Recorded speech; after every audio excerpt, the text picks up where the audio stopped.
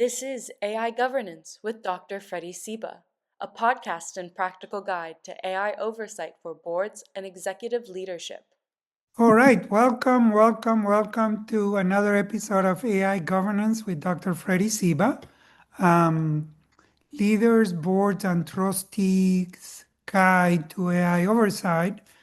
And the focus of this there we go. So again, sorry, welcome again. Welcome to our AI Governance with Dr. Freddie Seba, where we discuss with practitioners practical guides to AI oversight for boards, trustees, and executive leadership. The focus is to discuss how practitioners engage with AI in the context of governance, ethics in this growing environment. And we're trying to be real, bold, impactful, and keep it on plain language, no technicalities, no legal jargons. So we're very pleased to have a practitioner, critical practitioner, if you will, in our episode, using AI as a critical reflection engine, building critical thinkers for an AI era. We have our stellar guest, Professor Nicole Gonzales Howell, who is an associate professor at University of San Francisco. She's also the writing program administrator and co-director of the Center for Teaching Excellence. And you have her website here should you want to uh, learn more about her amazing background or if you want to contact with her. So with that, I want to welcome Nicole. So Nicole, welcome to our program. We really appreciate your time, especially this time of the semester. So Oh, thank you. Thank you for having me and inviting me. It's so good to be here. excellent. So let us start with the government's dilemma. So, what is the strongest AI governance trade-off you are navigating right now in higher education? The biggest trade-off, I think, like figuring out how to walk the line between using and understanding and engaging with AI and what the implications are for education, but also the workplace and our personal lives, all of these different spheres that are intersecting right now with AI and being both infiltrated and formed and supported in good and bad ways and everything in the middle. So that engagement, walking the line between engagement and also guardrails and safety, security, privacy, if that's even a thing anymore. I mean, I think there's some conversations around the importance of privacy, but it's also overwhelming to even try to maintain privacy and knowing when or if something is actually doing what it says it will, or it does what it says it will do, right? Protect your privacy when you opt in or opt out of particular apps.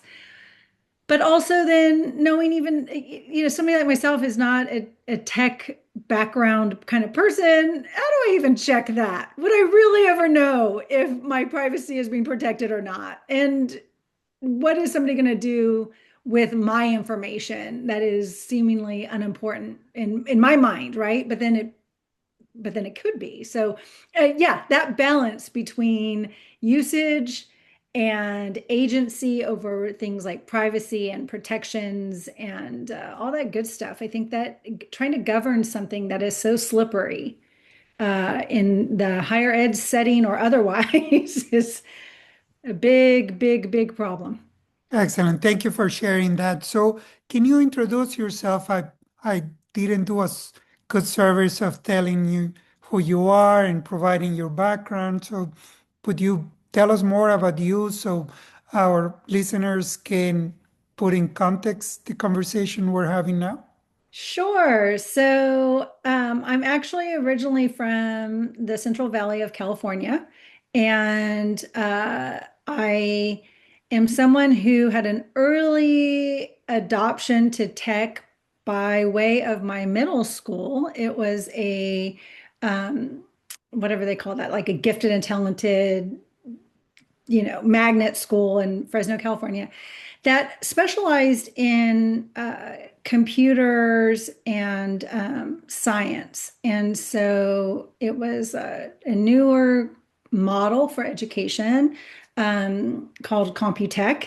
So it had a computer science focus.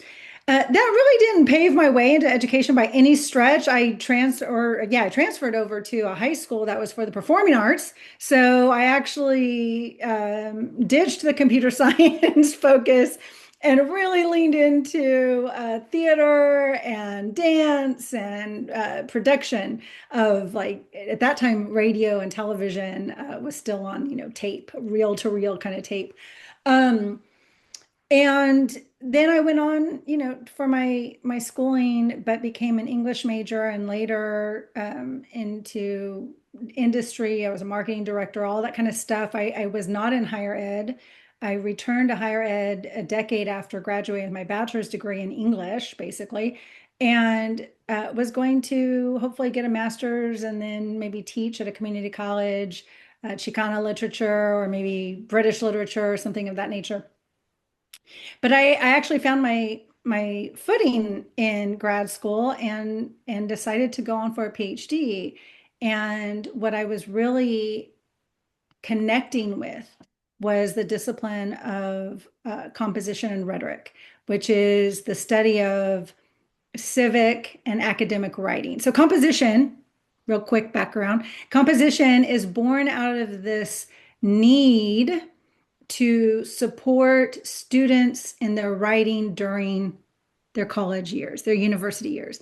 So, spoiler alert, every decade we hear about this literacy crisis. Kids these days just can't write. It's either always true or never been true. It depends on what side of the argument you're on. But faculty are just historically disappointed with the quality of writing of their students, whether it be Harvard or your local community college or any kind of institution in the middle.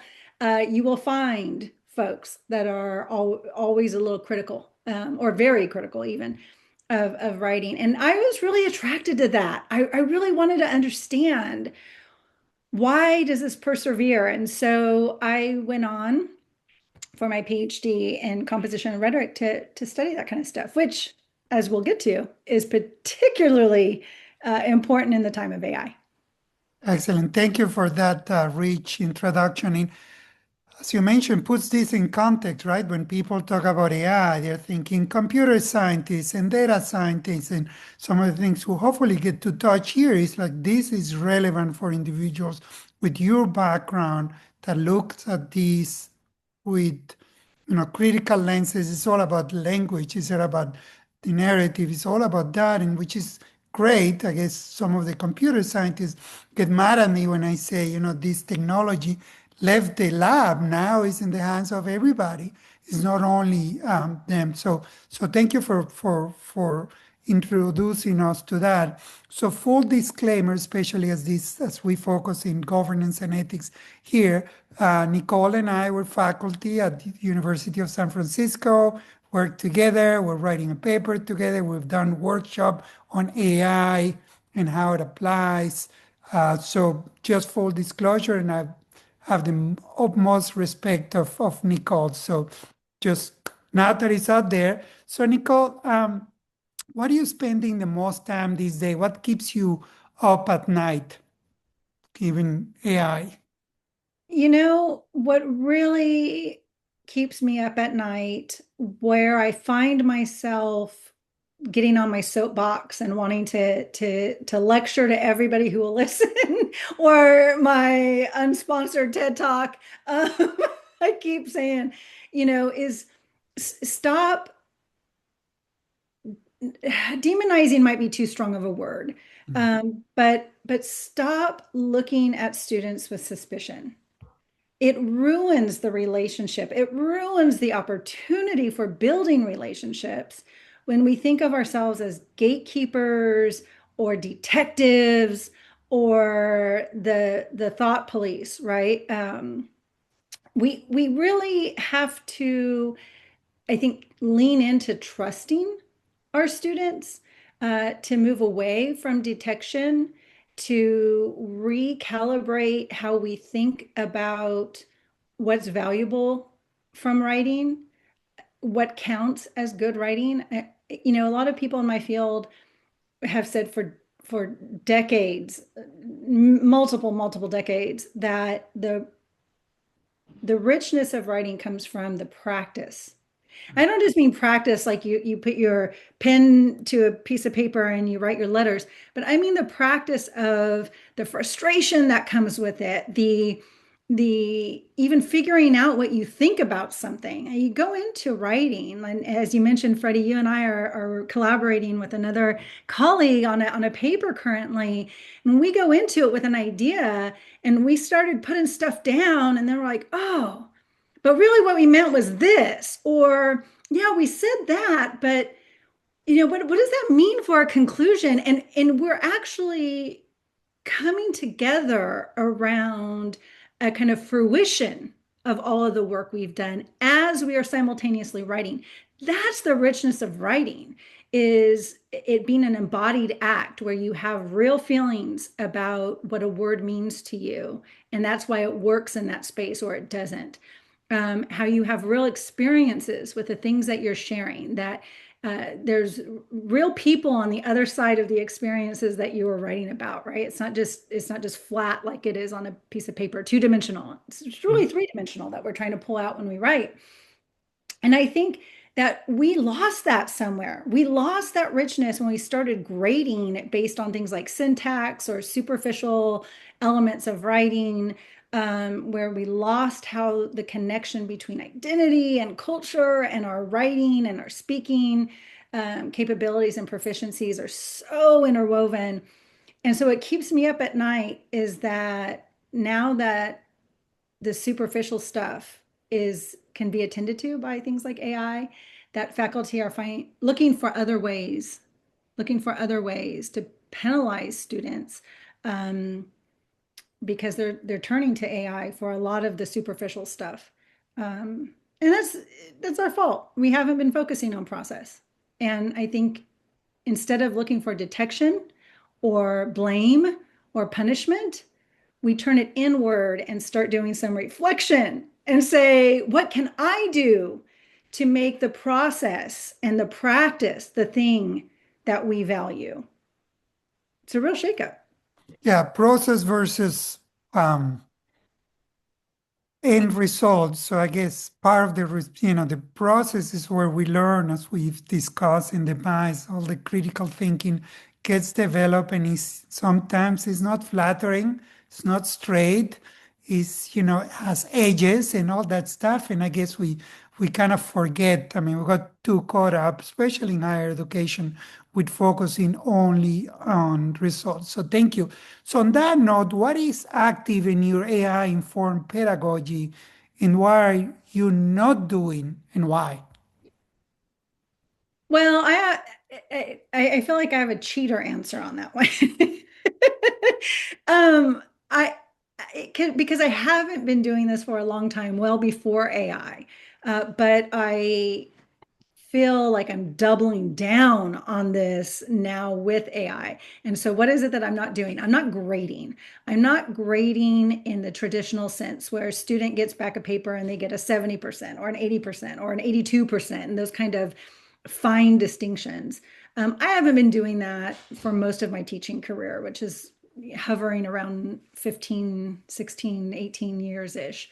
Time is weird, right? But anyhow, so I haven't been grading on that kind of point scale or percentage scale or letter grade for most of my teaching career. That's why I say it's a cheater answer. But what is changing even more now is that approach has become extremely generous. In other words, I have told students, uh, it doesn't matter to me if you can write or not. It does. Sidebar. Don't really, believe that.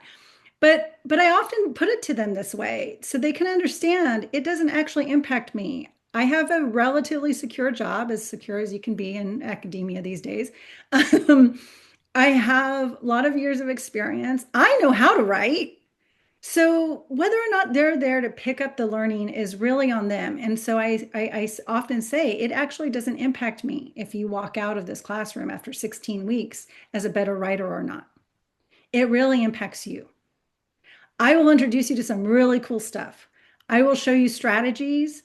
I will teach you about things that you haven't thought of before that will help you improve your writing in almost any setting or situation. But you have to be there for it, right? Like the student has to be there for it. And so I actually don't grade, their products, like I was saying, in a really discreet way. You either get credit or you don't get credit. It's a toggle for me. I will give as much feedback as they want. So I often invite them to come meet with me. I said basically anything from D, what they have conceptualized in their brain, from D to A work gets credit. So when you want to actually figure out if you're a good writer or if your writing is meeting the task, let me put it that way, because good is too subjective. But if your writing is meeting the task, come talk to me or get your feedback from your other students. Go to the writing center or again, come to me. And it's amazing. It frees us all up, right? In terms of their attitude towards what they're supposed to be doing. I get so much authentic writing from students that I can actually ask them, so what were your goals here? Are you trying to improve your academic writing? Are you trying to improve your conversational writing? Are you trying to just do some stream of consciousness to figure out what you think about something? What are your goals? And so I have completely stopped any kind of like discrete evaluation practices. I offer lots of feedback. I give my students a pretty large, this is also new, pretty large assignment packet that gives them space to reflect on what their goals are for a writing project, how or why they want to use AI or not. I let them write their guidelines for every major assignment. They write their guidelines.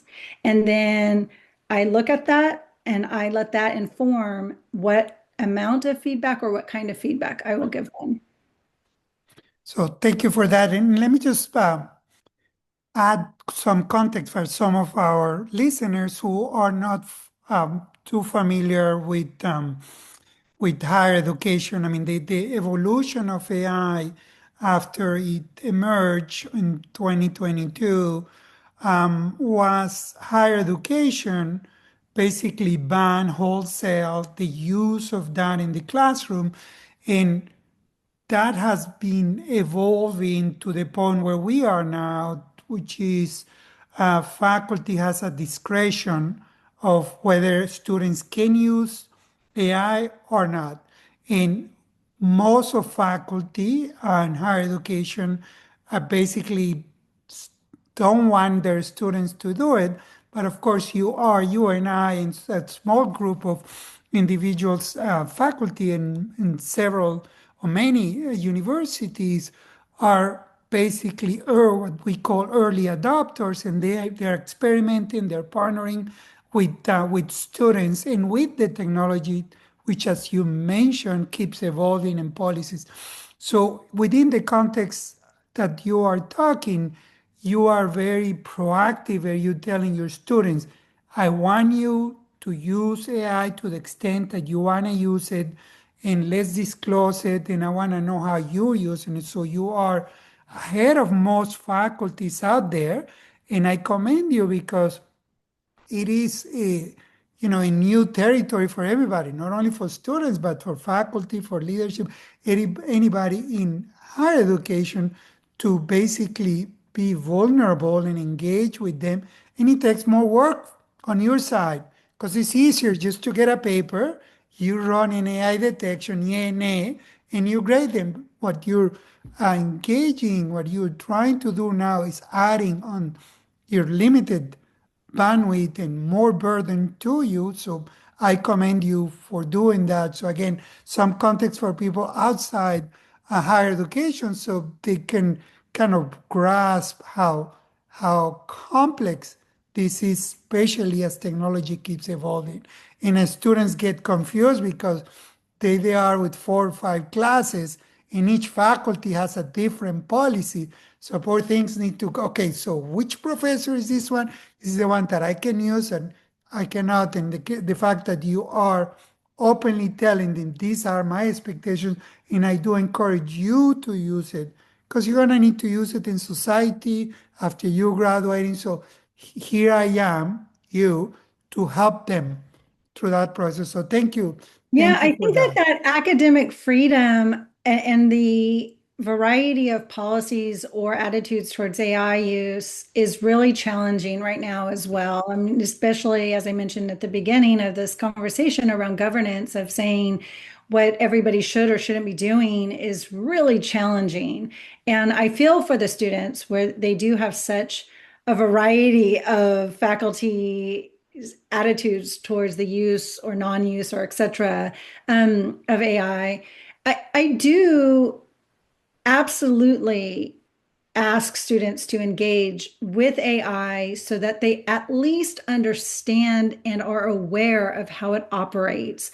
I really want them to have a basic AI literacy by the time they're out of my class. If not, a kind of even agency, meaning that they're able to figure out on their own terms what is the most ethical use. And also, I have them come at it very critically, very critically. So even though I say, yeah, use it or figure it out, they have to be better than AI, right? If we graduate our students and they have about the competency of writing as an AI does, where is their value added? I think there is value added, by the way. I don't want to suggest that there Mhm. isn't. There is, but that's what we have to lean into. And here's the real kicker. Faculty, teachers have to be better than AI. Mhm. So I have to give better feedback or lean into my humanness, our humanness, I should say, our humanness, in order to also be better than AI. Faculty, teachers have to be better than AI. If I can get what I need from chat and just say, hey, clean this up, you know, and it does it, and I'm able to get, then what is my role as a Mhm. teacher, right? And so for me, my role is that I can teach critical thinking, very specific in the ways that we analyze the way language signals cultural background or particular kinds of identities, or what it means to build community through language. Where's our stressors? What are the things that go into the the anxiety that comes with performance? And I mean that in really broad terms, like how to perform like a college student, how to perform like a native English speaker, right? We expect a lot of our students to perform at a high level of language proficiency for even native English speakers. And we know not all our students, in fact, a pretty large majority, are not monolingual in or around, that kind of academic English variety. And so most of our students are actually going to be a pretty fair amount away from that standardized English that we really prioritize and privilege in academic settings. And so therefore, with that, I really want our students to understand it's a choice to privilege academic English. It is a construct of ours to say that it's better than any other variety. Yet, when you put in a prompt to almost any AI platform and ask it to to summarize something, to clarify something, to improve something, et cetera, it spits back language of academic English for the most part, unless you prompt it specifically to do differently. That politics of default is really important to our students, and I want them to understand that they are being expected to operate in this variety, whether they realize it or not. because that's what comes out of almost all these platforms, especially if you're dealing with an English platform. I only speak English, so I haven't been able to mess around with a Spanish language platform or Cantonese or other languages. Although my guess is it is also the academic version Mm. or the formalized version in any of these platforms, which is to me problematic and something I share with my students. So, yes, I say use it, but I also say resist it, question it, be very skeptical of what you get, both in the kind of factual nature or not, but also in the variety, the tone, etc., that it's programmed to respond Thank to. you. That's a great distinction because we are very concerned about hallucinations, right? But you're talking about going beyond that, not only the facts, but the way it communicates. Thank you for that. So you touch on something very important, I want to put the probe a little more on that, which is this is a transformative tool not only for students but for faculty. And you talked about how we, as faculty, as educators, as teachers, need to transform ourselves because, again, we're going through this is all new and this is transforming not only higher education but entire society. So, what is your elevator pitch to leadership, to faculty? When you run to them, you just have 60 seconds to say, hey, this thing is not about students, cheating is it's about all of us transforming. So how does that fit into your strategy?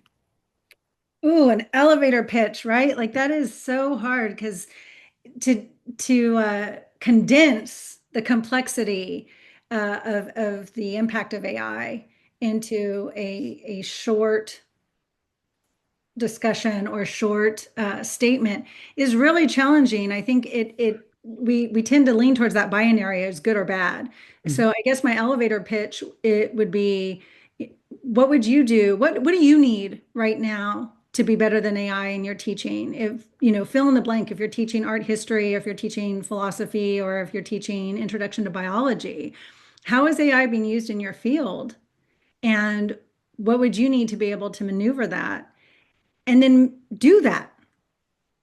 Do it in the classroom. Open yourself up to making a mistake. Open yourself up to becoming like a learning lab where folks are learning together and you are showing them the messiness of trying new tech, new platforms, and wading through it. I think that's what my elevator pitch is like do something that's pushing you and do it in front of them. Excellent. Because So I mean, I've done it so many times. Oh God, Freddie. I I come in, I was like, I don't know how this works, you guys, but I heard about it and I'm curious and I think it might help us. Let's try it out. And then sometimes it works. Sometimes it doesn't. Sometimes the timing is really bad. I did a really great lesson with my students. And I gave us 15 minutes for it, and it should have been 45 minutes. But I didn't realize like how rich it would be and how many more steps we could have actually included through the process. But the idea was new to me. The lesson was new to me. This next semester, I'm going to be, building it in. But I think my students really appreciate that kind of vulnerability that I don't come in like I know it all and just do it this way and you'll be fine. They don't do that. excellent. Thank you. Critical engagement goes back to process, putting yourself out there and having a partnership with, faculty, students. So where does this belong or it doesn't? I mean, you talk about human in the loop all the time and guardrails. So how do we keep humans at the center? How do we keep what's our values at the center? How do you navigate that with AI? That's a really great question and something that I feel like I've been trying to do. And again, my cheater answer will be even before AI. There's been such a push in a lot of educational settings, and perhaps most specifically in higher ed, to systematize teaching, systematize thinking, to really become a little more prescriptive, and not let us wander a little bit and meander and philosophize in productive ways. Not always, but often. There's a march towards a correct way of producing something or thinking about certain things and so on. And so for a long time, I think I've been pushing back on this notion of a singular way to do something. And in teaching writing, and again, teaching and public speaking and teaching that process, I've really encouraged students to find their voice, to come from an authentic positionality. They're one of, they're themselves. And when I say one of themselves, I mean we all carry with us multiple versions.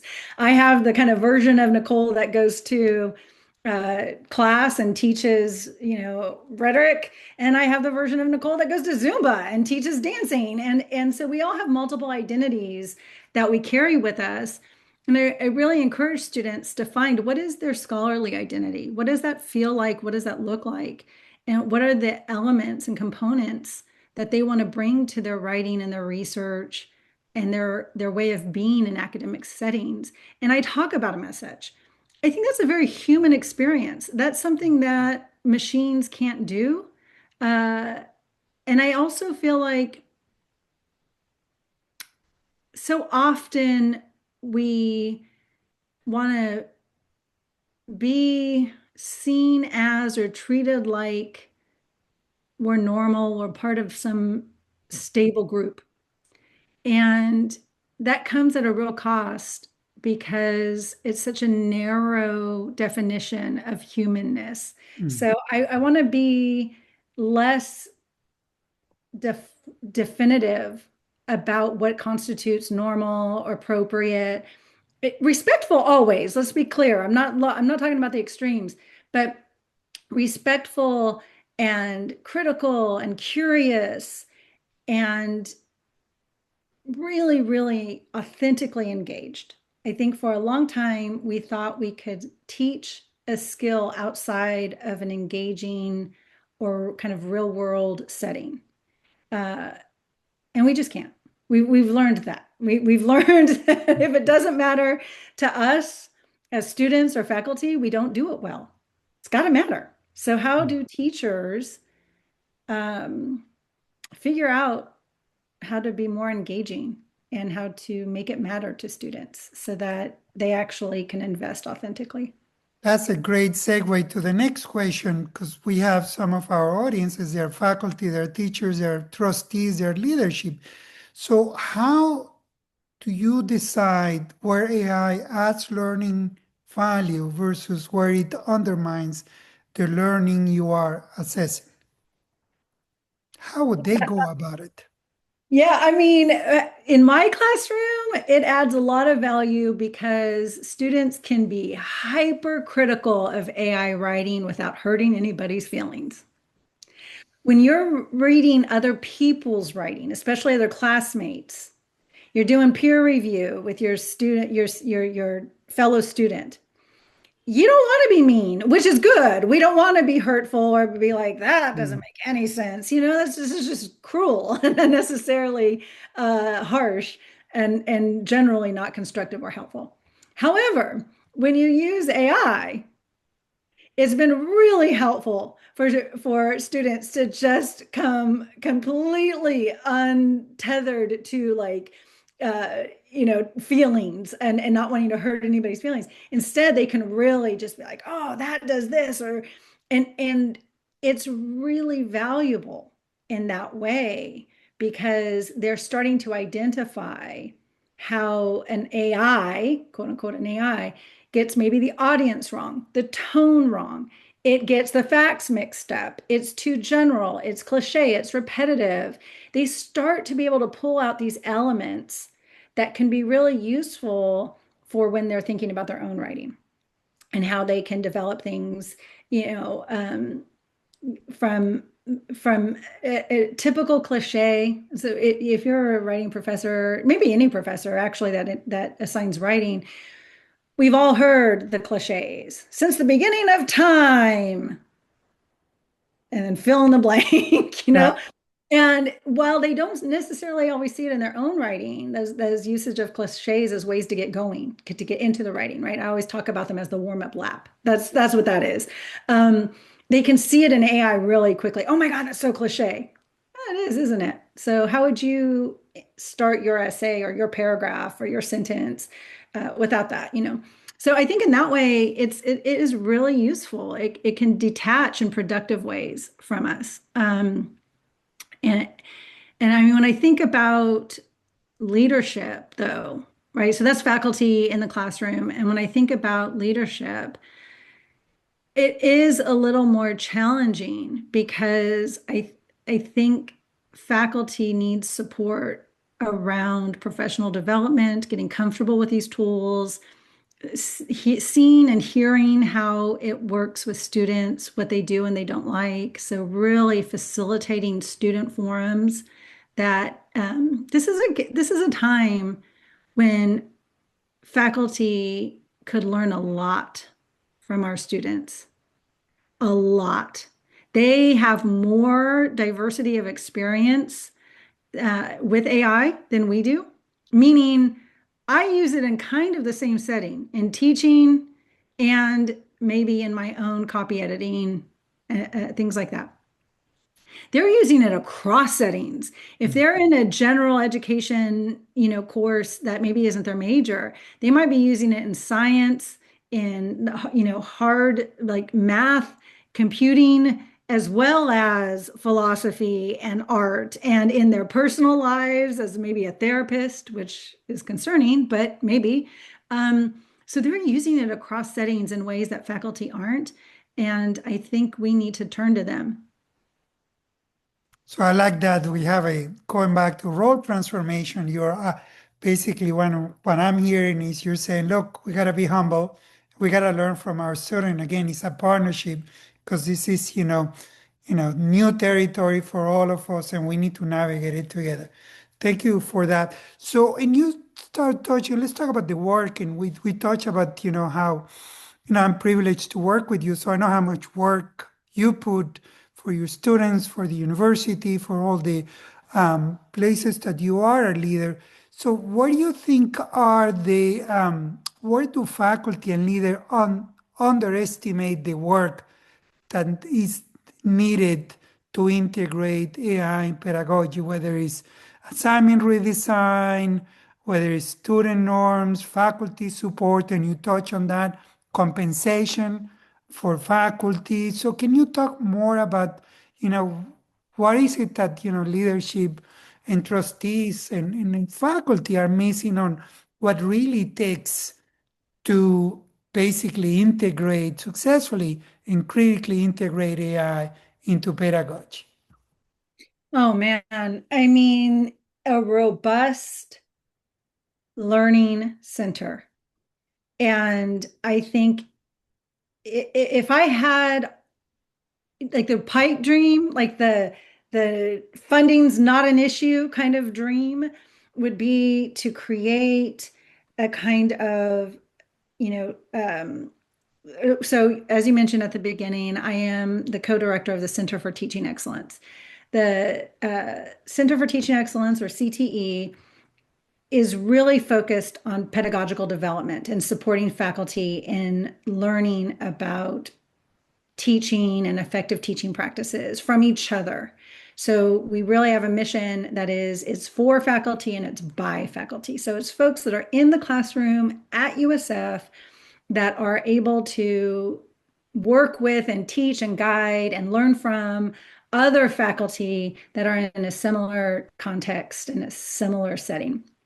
Okay, I say that because taking that model and really putting more money and resources into developing a, a teaching certificate or something of that nature around pedagogy, really good pedagogy that's based in cognitive science and learning and teaching science, where we understand how memory works and how we actually lay down information that we can retrieve in our fields or in our lives.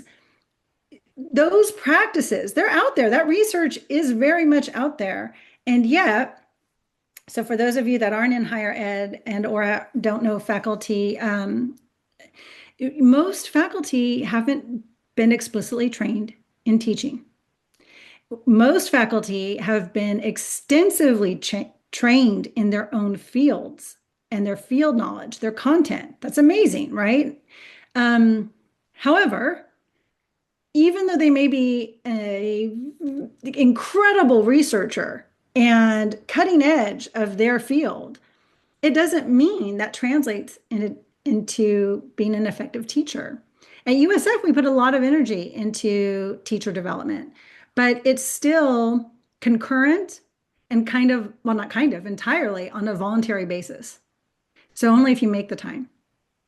So one of the things I would suggest to people like boards of trustees or leadership or executive leadership is to put your energy into creating spaces that are low risk, high reward for faculty to get the kind of pedagogical training they need. I would argue we've always needed this and should have done this, a century ago.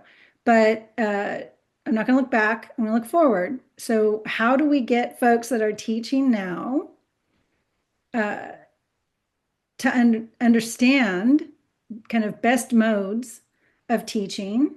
How do we get them support in places that are kind and supportive the same way we would do for our students? That's what they need. That's what we need, is to come in with our syllabus with a whole bunch of other faculty and look at the language. Is it inviting? Is it draconian? Does it sound like punitive? Like you must turn in your work on time? That seems benign, but it isn't. If you're a student and you're reading something that sounds like a list of rules, then it doesn't feel like it's a friendly learning space. If you read something that sounds like it's invitational and collaborative, so the kinds of verbs we use in our syllabi actually matter.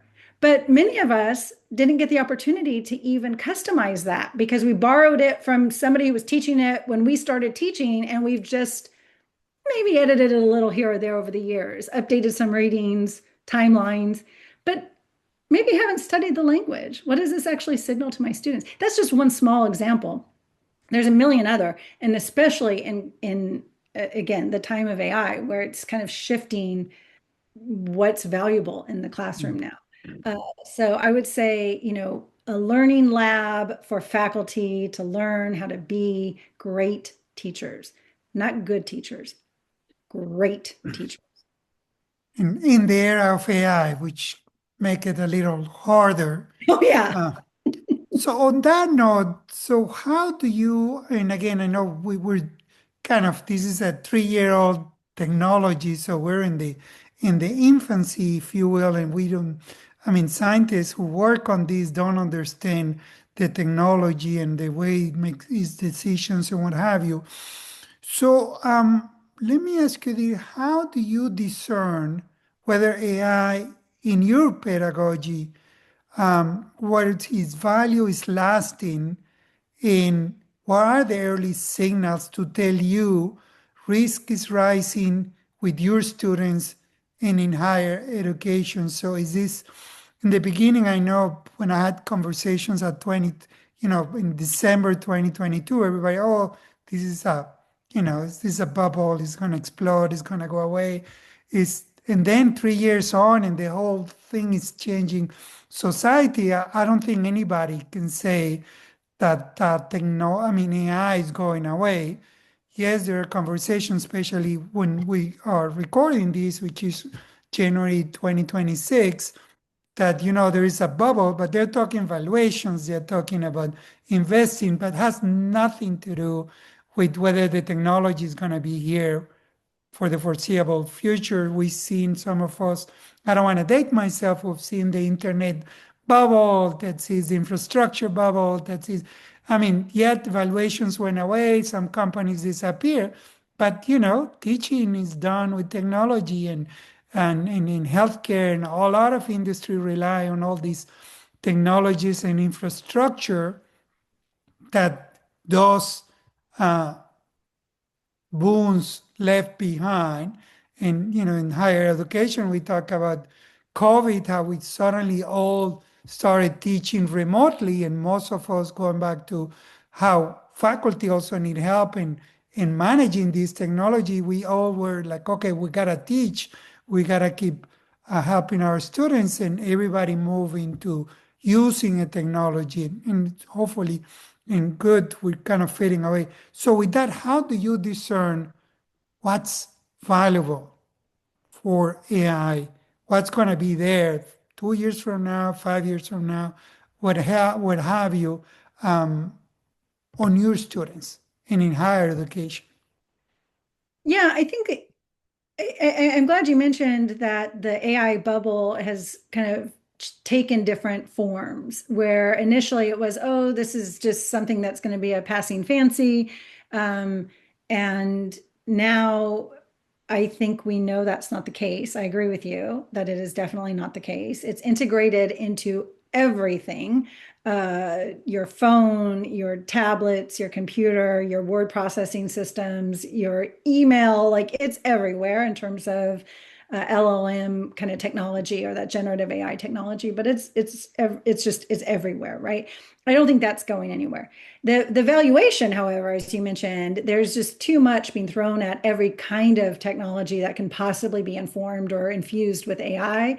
And yes, I think that will bust, and it'll create economic havoc and a few things with it, for sure.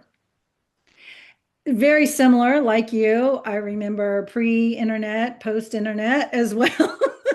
And, the kind of, where's AOL these days? Like, we will see what ends up rising to the top.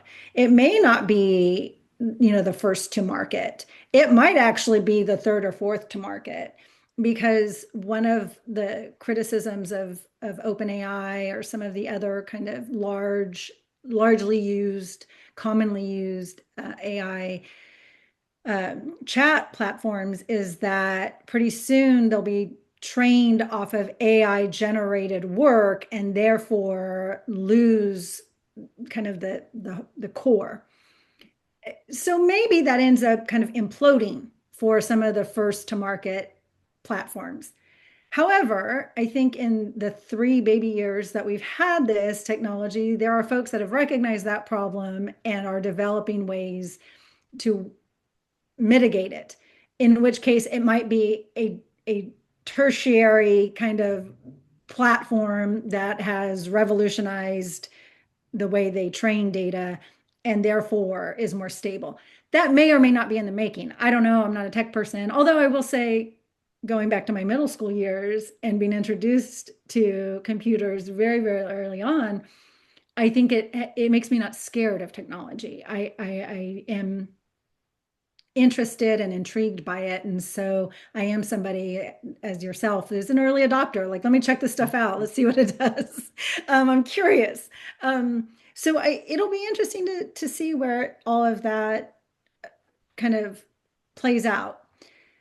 Either way, I do believe students are going to have to, in a lot of ways, learn to be flexible, to be agile, to learn how to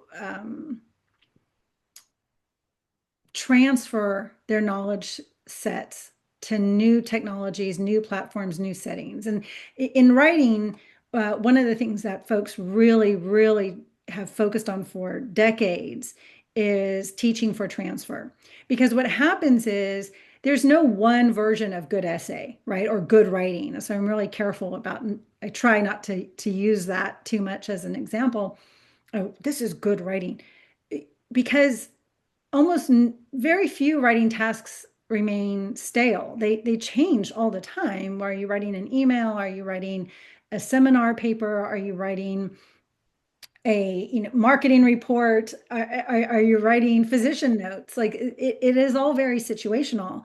And so as somebody who's been tasked with teaching folks how to address those situations that I often am actually not privy to, I don't write physician's notes. I'm not a physician or in the medical field. But what I do in order to teach for transfer is to teach students what questions to ask, how to be detectives themselves, look for models, look at who their audiences are, understand what the purpose of a particular piece of writing is, and then to reflect on why they made the choices they do in each of these situations, right? And then those are the kind of metacognition, the situation awareness are the things that actually transfer out of my classroom and into your classroom or into a workplace or into a family dispute, right? Those are the things that start to transfer. So I think what we're having to do in higher ed right now is really think about how to teach our students that are coming to us uh, how to transfer the skills they get today in 2026 to the situations they're going to be in 2036. Right. And those are going to be things like, again, that critical thinking, the analysis is going to be those practices because we cannot at this point project or even pretend to know what kind of technology they'll be working with or what kind of situations they'll be in a decade from now. Thank you. And that's a good segue for closing this podcast. And of course, the technology is changing so fast, and so is society. I would love to invite you back in a few months and see, okay, remember when we talked? Sounds like some time ago, and look what we're doing with technology these days. So, if you have one message, and I'm going to be very ambitious here, if you had one message that you want, we have a very complex ecosystem in higher ed. So, we have the board of trustees, we have our leadership that runs the everyday university, we have faculty like you and then we have students. So I want to be ambitious and ask you just one for one thing you want, nothing else, starting at the top. With board of trustees, you run into that person and say, hey, there's one thing I want you to communicate. This is it. What would you want across the United States and across globally?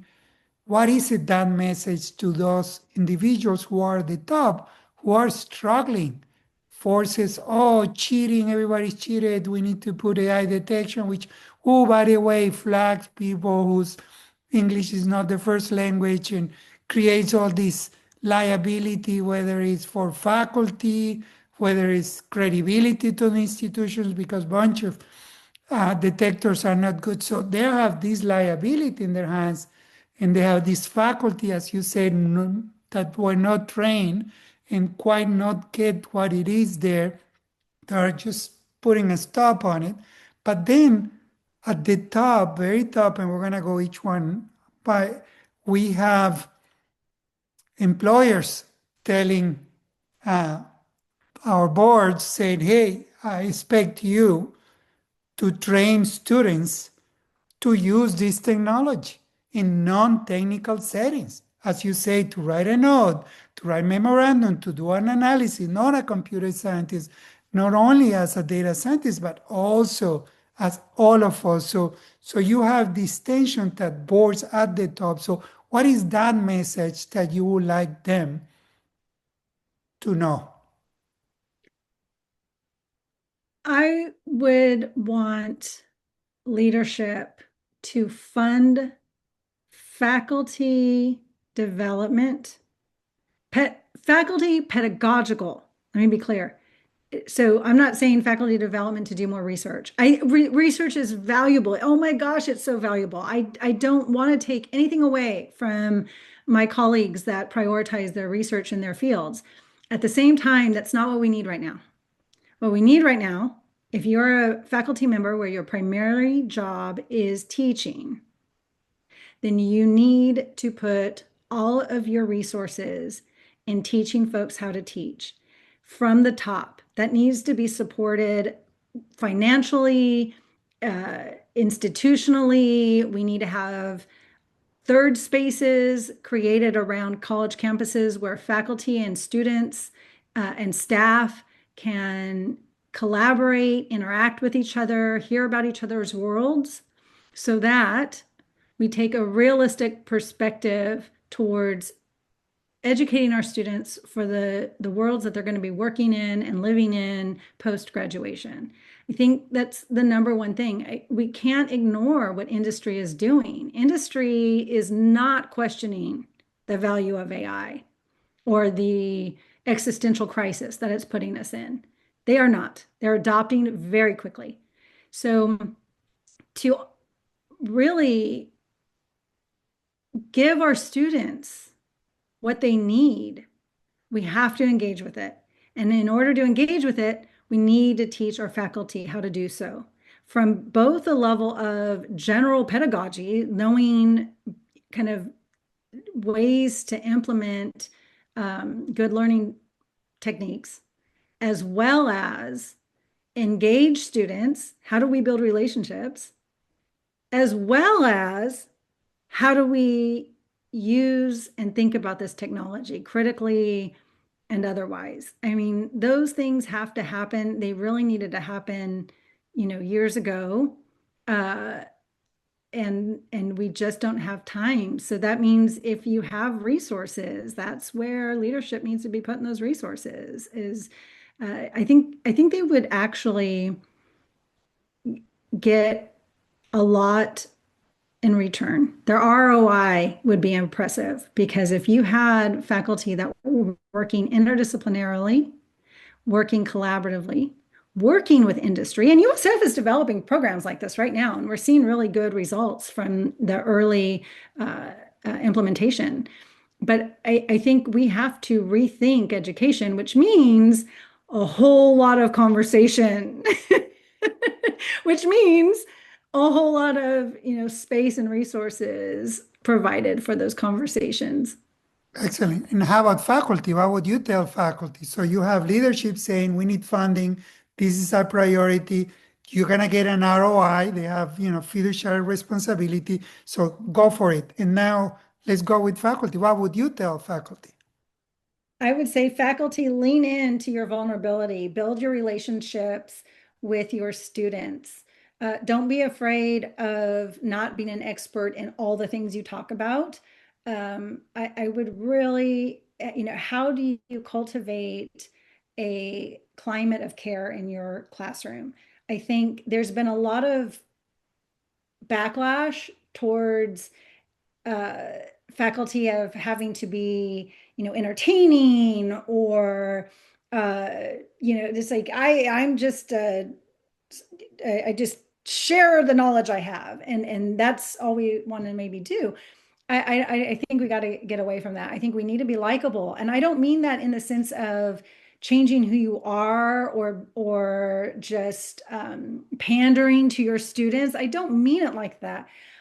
I think people like folks that are authentic and are transparent and are there to see us succeed. And when we do that, I tell my students all the time, I am their biggest cheerleader. I will be your biggest cheerleader. And I mean it. I freaking mean it. I want every student in my classroom to actually pass, if not get an A. I mean, that's, what that matters to them. So it matters to me. I don't want to be condescending and say, only like if everybody got an A, it's worthless. I disagree with that statement very, very strongly. I actually think that if I was doing my job well, every student would get an A because they would be engaged, because they would have the flexibility they needed to adapt. I would be adaptable, and that would encourage engagement instead of discourage, right? So, and I've seen it happen. I've never had every class get an A, even with my grading policy, but I get more of them And I'm proud of that. Now, again, folks that are outside of higher ed, and certainly this is outside the purview of this talk, but the whole nonsense around grade inflation really drives me nuts, where folks are like, if everybody gets an A, it's meaningless. I disagree with that. If everybody's engaged, if you have a company and every employee is working at their best level, does that lose its value? I don't think so. That's a great analogy. So we're running out of time. So how about students? And then I would love closing remarks. This has been an amazing and enriching experience. So tell me about students, and you have been touching on students because your pedagogy is student centered. So what would you tell them? Be patient, be compassionate. What would you tell them? Absolutely. I would, yes, be patient and be compassionate. Most of the students I've encountered, I've been very fortunate that they are compassionate and patient towards each other, but not with themselves. And I would say be patient and compassionate with yourself. Be your cheerleader. Trust your voice.